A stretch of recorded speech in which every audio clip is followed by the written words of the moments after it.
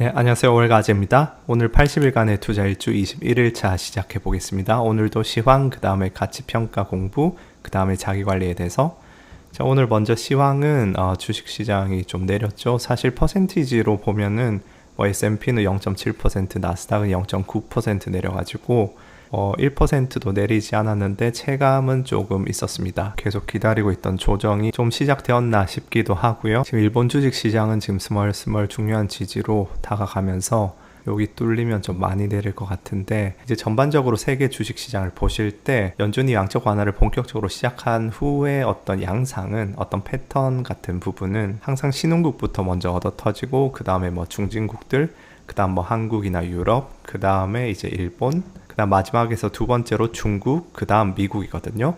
그런 순서가 살짝씩 보이는 것들이 이제 달러의 유동성 관련해서 어디서부터 자금이 먼저 빠지냐, 그런 부분이랑 좀 관계가 있는 모습이 많이 관찰되는데, 그런 면에서 이제 2월 달부터 세계 주식시장도 한번 보시면은 까만색이 미국이고 초록색은 영국, 파란색은 한국, 빨간색 중국, 오렌지색 일본이거든요.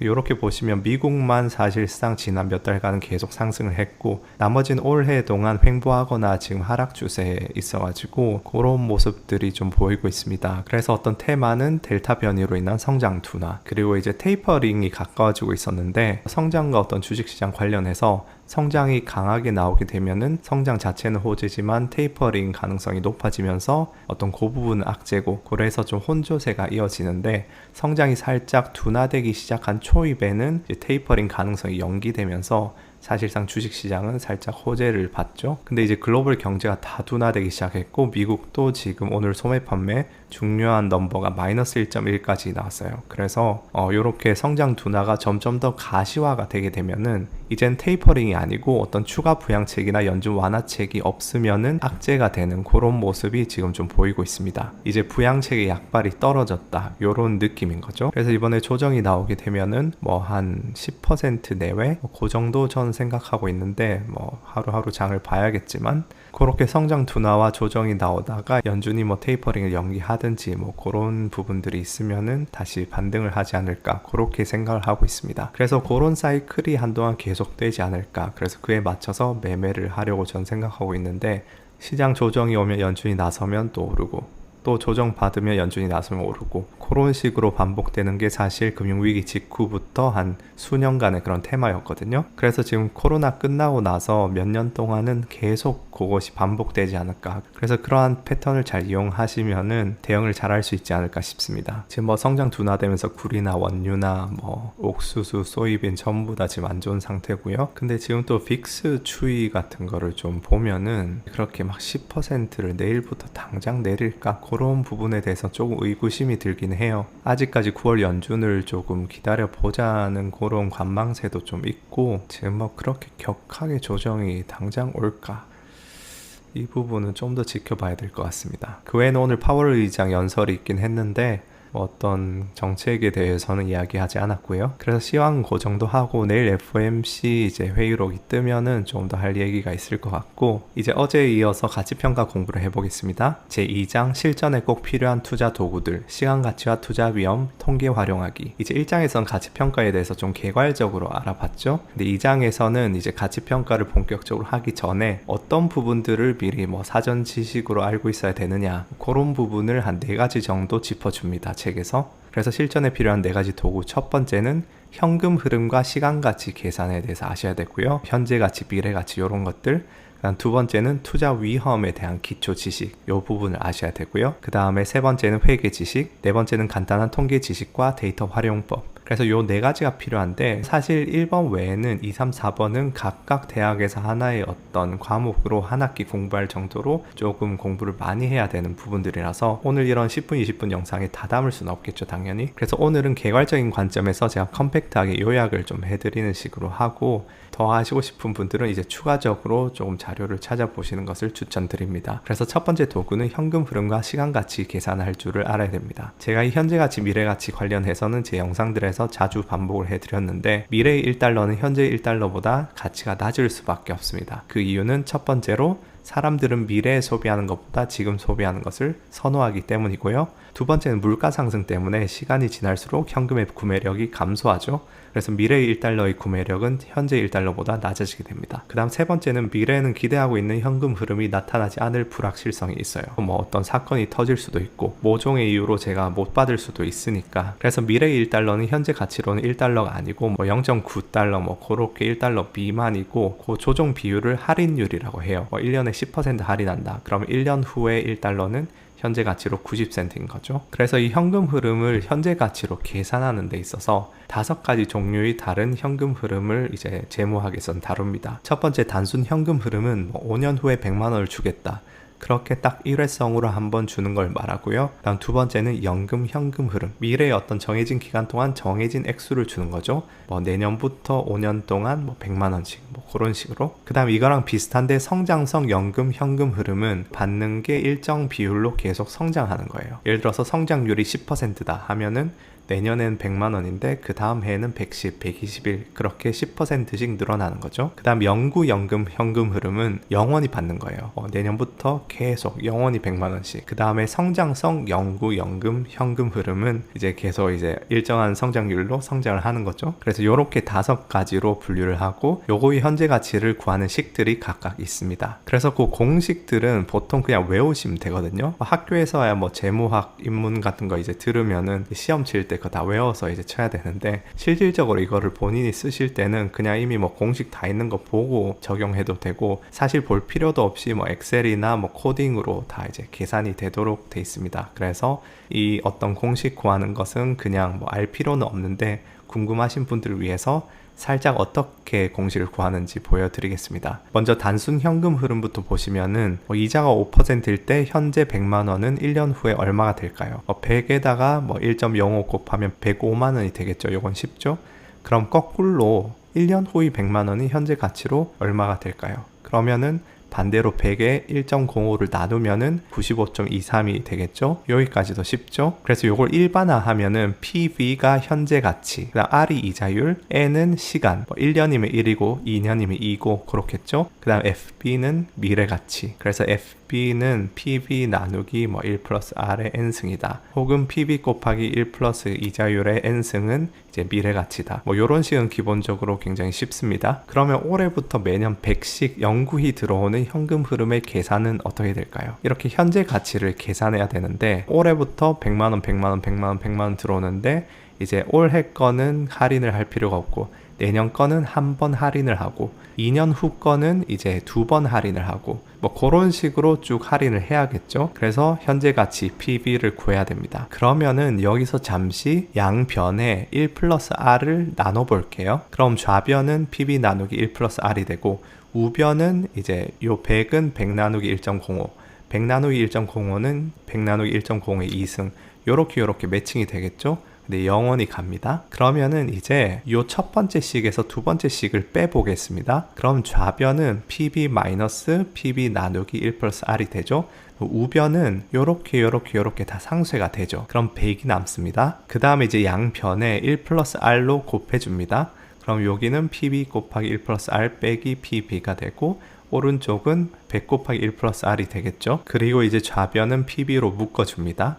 PB에다가 1 플러스 R 빼기 1이 되겠죠. 그럼 여긴 PB 곱하기 R이 되고 오른쪽은 그대로 똑같습니다. 그러면 왼쪽에 PB 곱하기 R에서 이제 R을 나눠줍니다. 그럼 왼쪽에는 PB만 남고 오른쪽에는 100 곱하기 1 플러스 R 나누기 R이 되겠죠. 그럼 요 100은 매년 들어오는 현금 흐름이었죠. 그러면 요렇게 이제 PB는 현금 흐름 곱하기 1 플러스 R 나누기 R 이런 식으로 저희가 표현을 할 수 있습니다. 그래서 이런 식으로 이제 식을 도출을 하는데 이런 것들을 다 알거나 할 줄 알 필요는 없겠죠. 그냥 공식을 외우거나 엑셀이나 프로그램을 사용하시면 되니까. 그래서 5가지 종류의 현금 흐름을 한번 보시면은 단순 현금 흐름은 이렇게 되고요. 연금 현금 흐름은 이렇게 되고 근데 FB는 그냥 미래 가치를 말하는 거고 AFB는 그냥 annual을 붙여가지고 연간 현금 흐름을 이야기합니다. 예를 들어서 방금 전에 100만원, 100만원, 100만원 하면은 매년 받는 건 100만원이죠. 그래서 요게 이제 매년 받는 액수를 그냥 의미해요. 다음 성장성 연금 흐름은 이제 G가 나타나는데 G는 이제 성장률을 이야기하고요. 그 다음 영구 연금 흐름은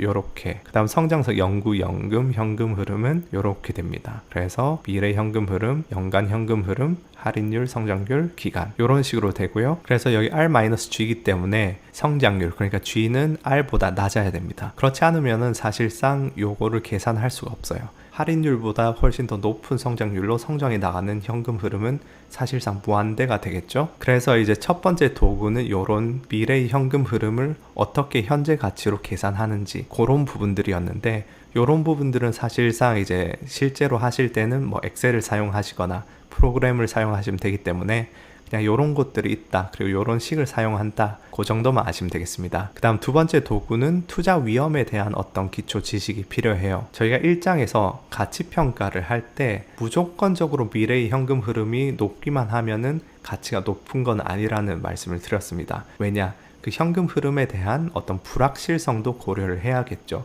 똑같은 현금 흐름인데 확실하게 받을 현금 흐름은 좀 더 안전하기 때문에 더 현재 가치가 높아야 되고, 즉 할인율이 낮아져야 된다는 거죠. 그래서 위험한 어떤 투자나 현금 흐름일수록 높은 할인율을 적용해야 된다. 따라서 가치평가를 하기 위해서는 위험이 무엇인지, 그 다음 위험을 어떤 식으로 측정하는지를 알아야겠죠. 그래야지 할인율이 어떤 게 좋은지 이제 알 수 있으니까요. 그래서 위험을 어떻게 측정할 것인가? 1950년대 초에 해리 마코위츠라는 위대한 사람이 이제 포트폴리오 이론을 이제 만들었죠. 이 사람에 따르면은 포트폴리오의 어떤 위험은 그 포트폴리오에 있는 각 주식들의 비중, 그 다음에 개별 주식들의 위험도, 그 다음에 그런 주식들 간의 상관관계로 정의된다고 이렇게 정의를 합니다. 예를 들어서 여러 가지 주식들이 있는데 그 주식들이 사실상 비슷하게 움직이면은 그 포트폴리오의 위험이 꽤 높은 편이고, 서로 뭐 제각각 움직이면은 상관관계가 적으니까 한 번에 많이 잃을 확률은 이제 낮아지겠죠. 그래서 이런 식으로 정의되는 거고, 이제 위험은 개별 회사에서 오는 위험, 그 다음 거시경제 요인에서 오는 위험, 요렇게 나눠가지고 개별 회사에서 오는 위험은 여러 기업에 투자함으로써 분산이 가능한 위험이다, 그런 식으로 이야기를 합니다. 그래서 이제 개별 기업에 대한 위험을 어떻게 측정할 것인가, 거기에 대해서 가장 전통적인 측정 방식은 이제 CAPM 모델이라고 하는 아주 유명한 모델이 있죠. 이 모델의 가정은 좀 비현실적이긴 한데 투자자들에게 거래 비용이 없고 모두가 같은 정보를 공유한다고 가정을 합니다. 그러니까 시장이 효율적이라는 거죠. 그런 시장에서는 어떤 주식의 기대 수익률은 무위험 이자율 더하기 베타 곱하기 시장의 위험 프리미엄이다, 이렇게 정의를 합니다. 그래서 이 위험 프리미엄은 시장의 기대 수익률 마이너스 무위험 이자율로 정의되거든요. 그러니까 뭐 안전한 예금 대비해서 얼마나 초과 수익을 주느냐, 주식시장이 전체로서 그 얘기인데, 요런 식에서 이제 개별 기업의 위험은 요 베타로 측정됩니다. 그래서 요 주식의 베타 값은 뭐 식을 아시고 싶으신 분은 주식과 시장의 공분산 나누기 시장 포트폴리오의 분산, 요렇게 계산이 되는데, 갑자기 뭐 공분산 요런 얘기 나오니까 좀 이제 주린이 분들은 헷갈리시겠죠. 그래서 직관적으로 말씀드리면은 베타가 1.5면 시장보다 50% 변동성이 심한 주식이다, 그렇게 이해하시면 됩니다. 그래서 이 CAPM의 프레임워크에서는 요 베타를 측정해서 어떤 개별 주식의 위험을 베타로 표현을 해요. 그래서 뭐 베타가 0.5인 주식이면은 뭐 상대적으로 이제 위험이 적은 주식이다. 뭐 테크주, 성장주들 뭐 그런 주식들은 베타가 높겠죠. 그런 주식들은 좀 더 위험하다, 뭐 그렇게 계산을 하게 됩니다. 근데 이제 뭐 아시다시피 거래 비용이 없고 모두가 같은 정보를 공유한다는 게 굉장히 비현실적이고, 실제로 지난 수십 년간 데이터를 보시면은 이 CAPM의 베타가 주식별 수익 차이를 제대로 설명하지 못합니다. 그래서 이거는 굉장히 오래된 어떤 교과서에 나오는 그런 모델이고, CAPM에 대한 모델로는 어떤 것들이 있는지 한번 보시면은 일단 다중 베타 모형이 있어요. 이게 아무래도 너무 짧은 책이다 보니까 그냥 다중 베타 모형이 있다, 프록시 모델이 있다, 뭐 그렇게 하고 끝내서 제가 좀 더 부연 설명을 드리자면은,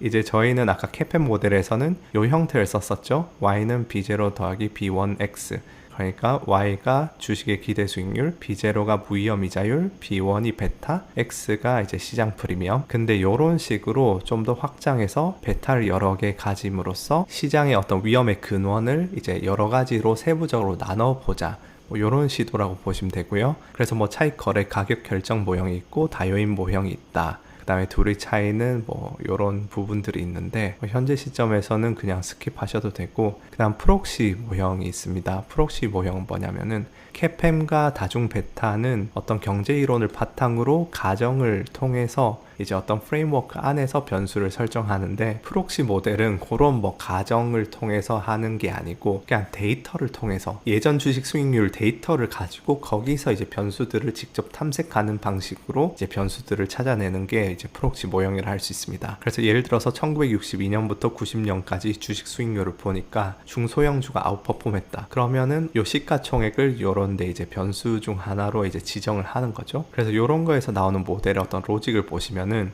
중소형주가 아웃퍼폼한 현상 자체를 시장의 비효율성으로 보는 대신에 중소형주가 더 리스크가 높기 때문에 보상이 높았다, 그런 식으로 가정을 하게 됩니다. 그래서 지금 시점에서는 이런 모델들이 있다, 그리고 이런 모델들을 통해서 위험을 측정하고 그 위험에 대한 보상으로서 수익을 측정한다, 뭐 그렇게만 아시면 되겠습니다. 그래서 이제 요약해 보면은 위험은 발생할 수밖에 없고 어떤 투자는 다른 투자보다 더 위험하고, 그런 투자들 간의 상대적인 위험을 측정할 도구가 필요하고, 그 도구로서 뭐 어떤 전통적인 방식인 베타를 쓰든지 아니면 뭐 대체제를 찾아야 된다. 그게 이제 학자들이 연구하고 있는 거죠. 그래서 어떤 위험에 대한 가격 자체가 가치에 영향을 주고, 그 다음 시장이 그 위험에 대해서 가격을 매긴다, 이렇게 보시면 되겠습니다. 그래서 두 번째 도구는 위험을 측정하고 그 위험을 수익과 관계 짓는 것, 그 도구가 필요하고요. 세 번째 도구는 기초적인 회계 지식이 당연히 필요하겠죠. 그래서 뭐 회계는 아시다시피 뭐 CPA 자격증도 있을 정도로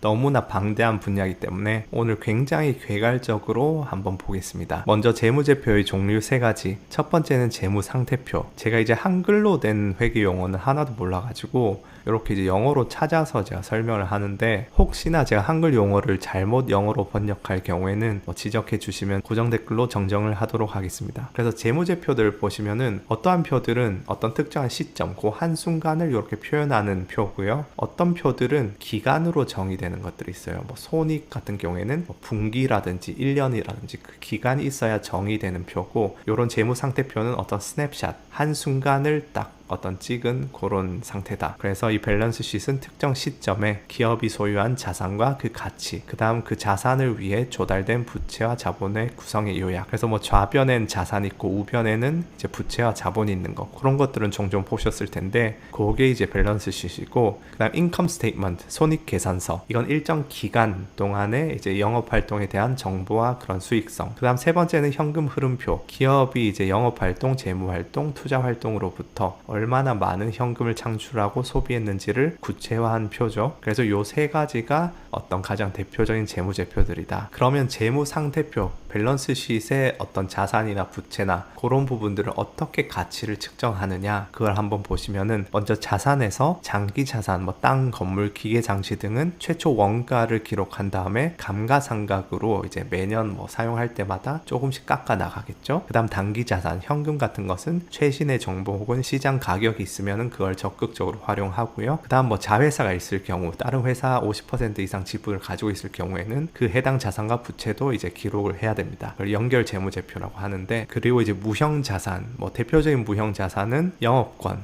이제 굿윌로 알고 있다가 영업권이란 한글 용어로 쓰는구나, 저도 이제 PPT 만들면서 처음 알았는데, 이제 굿윌은 뭐냐면은 어떤 회사가 다른 회사를 취득했을 때 그 취득한 가격이 있을 것이고 그 회사가 가지고 있는 뭐 자산이 있을 거잖아요. 그러면은 인수 가격이랑 그 자산 가격의 괴리가 생길 수밖에 없습니다. 그 괴리를 영업권이라는 이름으로 이제 자산으로 가지고 있게 됩니다. 뭐 플러스일 수도 있고 마이너스일 수도 있겠죠. 그 부분을 이제 굿윌이라고 해서 이제 표기를 하게 됩니다. 그 다음 부채 같은 경우에는 유동부채, 매입 채무 단기 차입금처럼 회계 기간 내 만기되는 이제 단기 부채 같은 경우에는 시장 가치로 기록을 하고요.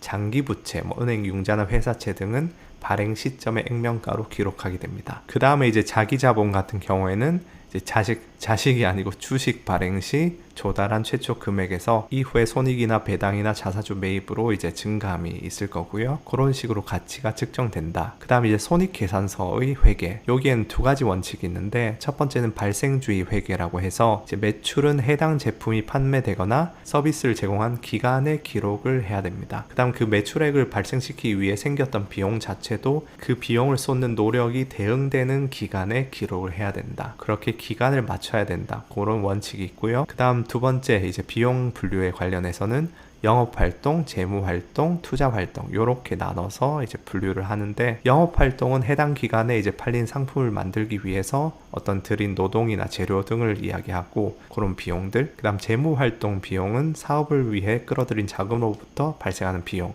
대표적으로 이자 비용이 있을 것이고, 이제 투자활동 관련해서는 여러 해 동안 이익을 창출해낼 것으로 기대되는 부분에 대한 비용, 기계 장치나 건물 매입 등등 그런 식으로 해서 분류를 합니다. 그리고 손익계산서에 어떤 영업이익이 뭐냐 하면은 매출액에서 영업활동 비용을 빼면은 영업이익이 되고, 그 영업이익에서 이자랑 세금을 빼면은 순이익이 됩니다. 그게 손익계산서고, 그 다음에 이제 회사 이익이, 사실 큰 회사는 이익 자체의 절대값이 높고 작은 회사는 작죠. 그래서 어떤 상대적인 비교를 하기 위해서 그런 어떤 비율로 계산하는 거를 한번 보시면은, 영업이익률은 영업이익 나누기 매출액, 그러니까 매출의 몇 퍼센트가 이익이냐 그거고, 그 다음 순이익률은 당연히 순이익 나누기 매출액이겠죠. 그 다음 기업이 주식 투자자의 자금을 효율적으로 이용 중인가를 한번 보시려고 하면은 자본 대비 세후 영업이익을 보셔야 됩니다. 그래서 세부 투하 자본 이익률, ROIC라고 하는 건데, 한글 회계 용어는 제가 익숙해지지가 않습니다.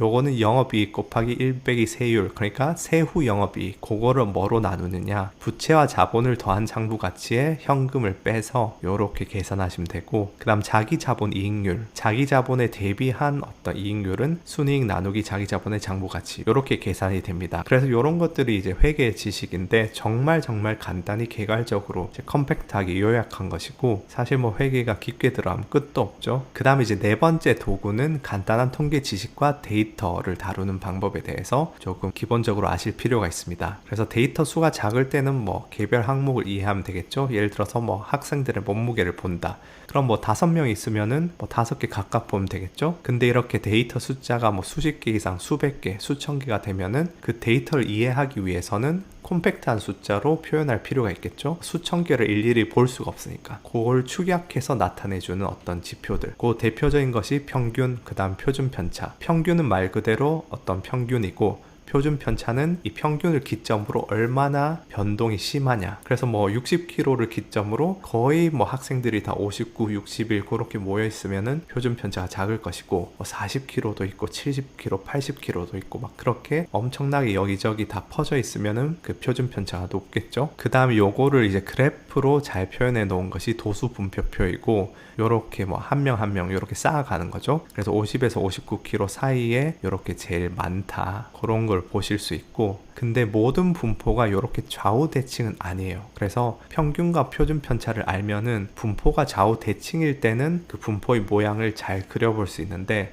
만약에 이쪽으로 엄청 몰려 있다, 그럼 평균이 사실은 그런 대표적인 값이 아닐 수가 있습니다. 그래서 이렇게 비스듬한 분포에서는 평균이 대표값이 아니라 중앙값이 더 나을 수가 있다. 왜냐하면 왼쪽으로 극단값들이 많으면은 이제 평균이 왼쪽으로 훅 처질 수가 있겠죠. 그럼 실제로 많은 사람들은 평균의 오른쪽에 이제 분포를 할 수 있겠죠. 그래서 중앙값이 더 나을 수 있다. 중앙값은 무엇이냐? 이런 값들을 예를 들어서 지금 몸무게 같은 경우에는 평균은 전체 몸무게를 다 더해서 학생들 수로 나누는 거죠. 중앙값은 이 몸무게를 1등부터 등수를 다 세웁니다. 그럼 100명이면 50등이 이제 중앙값이 됩니다. 그래서 줄 세웠을 때 중앙에 오는 거, 그게 중앙값이고요. 그 다음에 이제 상관관계라는 개념을 또 아셔야 되는데, 상관관계는 두 변수가 서로 어떻게 움직이는지 파악하기 좋은 지표예요. 그래서 상관관계는 -1에서 1 사이 값을 가지고요. 요 그래프에 어떤 두 변수를 표시를 해봅시다. x는 키, y는 몸무게라고 했을 때 키가 클수록 몸무게도 무겁겠죠. 그럼 요런 그래프가 나오겠죠. 그러면은 요거는 굉장히 강한 양의 상관관계라고 부릅니다. 플러스 1에 가까운 값, x가 클수록 y도 크다, 요런 뜻이고요. 그 다음에 요렇게 두 번째, 세 번째 같은 경우에는 서로 별로 관련이 없다. x가 커도 y는 작을 수도 클 수도 있고 요렇게 다 이제 퍼져 있으면은 상관계수가 0에 가깝습니다. 그 다음에 이제 마이너스일 경우,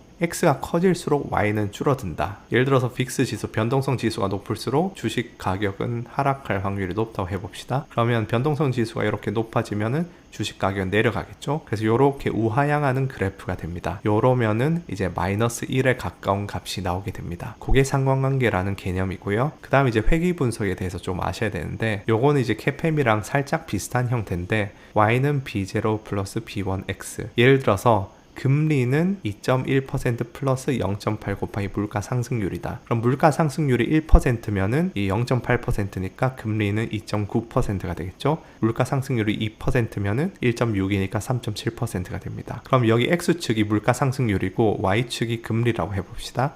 그러면은 물가 상승률이 제로일 때는 요게 2.1%만 남겠죠. 그래서 2.1%에서 시작하고 요 기울기는 0.8로 이렇게 올라가겠죠. 1 갈 때마다 0.8씩 오르는. 물론 요 그림은 아무거나 퍼온 거라서 이 0.8 기울기가 아닐 수도 있습니다. 혹시 이거 재보시고 혼란스러워 하시는 분이 있으실까봐 요건 그냥 아무거나 가져온 거고, 요렇게 매칭은 안 되고, 그래서 요렇게 변수가 하나일 수도 있고 뭐 여러 가지 변수가 있을 수도 있습니다. 변수가 두 개면은 요렇게 3차원 그래프가 나오겠죠. 그래서 그게 회귀 분석이다. 그리고 회귀 분석을 이렇게 해봤을 때 R 스퀘어 값이 있습니다. 이 R 제곱값. R 제곱값은 무엇이냐? 이 점들의 변동성을 이 선이 얼마나 잘 설명하는지. 예를 들어서 R 제곱이 60%다. 그럼 요 금리 변화를 요 모델 자체가 60%는 설명할 수 있다. 그런 의미로 받아들이시면 됩니다. 회귀 분석도 사실은 한 학기 수업을 해야 되는 부분이라서 이렇게 제가 말씀을 드렸지만 사실 엄청 깊게 들어가는 부분들이 있고, 그래서 오늘은 그냥 개괄적인 관점에서 가치평가를 제대로 하시기 위해서는 이렇게 네 가지 부분을 공부를 기초를 하셔야 된다. 그런 부분을 한번 정리를 해봤습니다. 현금 흐름과 시간가치 계산, 요 파트는 되게 쉽죠? 그 다음 두 번째, 투자 위험에 대한 기초 지식, 그 다음 기초적인 회계 지식, 그 다음 간단한 통계 지식과 데이터 활용법.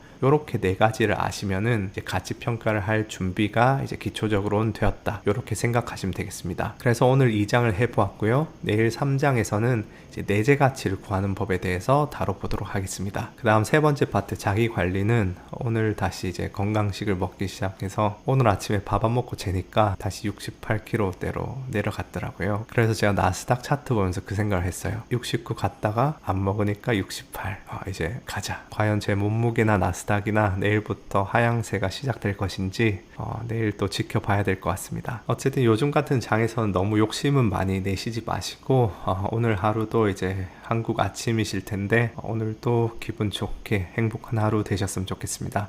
감사합니다.